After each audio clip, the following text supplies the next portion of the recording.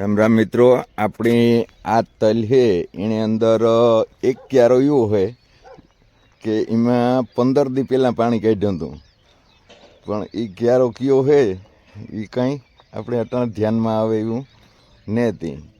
અને આ છે એ સણા કાઢ્યા એની ભૂકી આમાં ઉડી.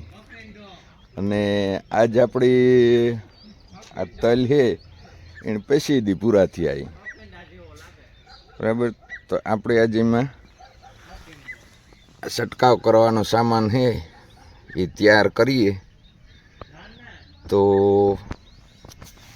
આ છે પરફેક્ટ.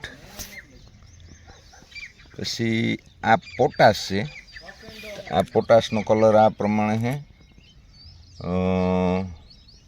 આ નેનોશિલ્ડ છે અને આ ગર છે. આ શરૂઆતનો પહેલો છંટકાવ કરવાનો છે આપણે. તો અટાણે જે આ પોઝિશન છે એ આ મુજબ છે, બરાબર. અને આપણે આ પરફેક્ટ છે એને પણ નાખીએ. એની એક ખાસિયત છે કે પરફેક્ટ જે દવા છે એને આપણે દ્રાવણ છે એ પાણીને હારી કરે નાખવાનું રહીએ. પાણીને હારી આપણે દ્રાવણ ન કરીએ તો આ અટાણે એટલો આ ભરાણો તો એ ઉડે જાય. એટલે એને પાણી હારી મિક્સ થઈ જાય ને તો વાંધો નહીં, નકર આ પેટ્રોલના જ ઉડે જાય.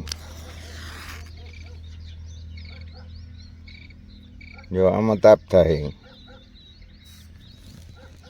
જો આ પેટ્રોલ નજી હરી ગઈ, જો દેખાય ને તાપ. આપણે આ તાપીએ એવો તાપ થઈ જાય.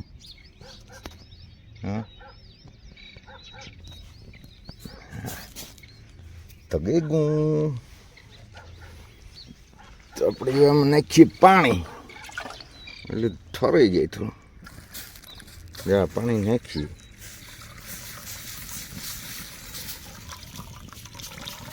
જો હજી એમાં તાપ થઈ જઈ.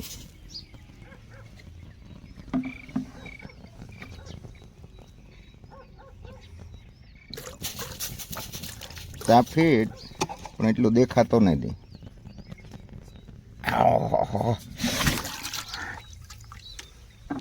આપણે પાણીમાં નાખી દીધું.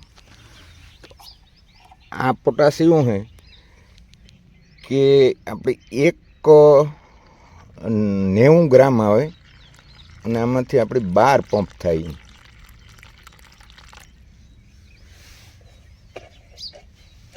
તો એ ઓર્ગોનિક પોટાશ આવે અને આમાંથી આપણે 12 પંપ કરવાના થાય.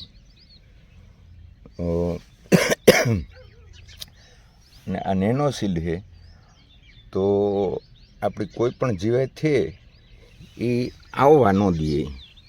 અગાઉથી છાંટીએ તો અટાણે આપણા તલમાં એવી કોઈ જીવાત છે નહીં. તો જે આ દ્રાવણ બનાવીએ એમાં આપણે નેનોશિલ્ડ નાખ્યું.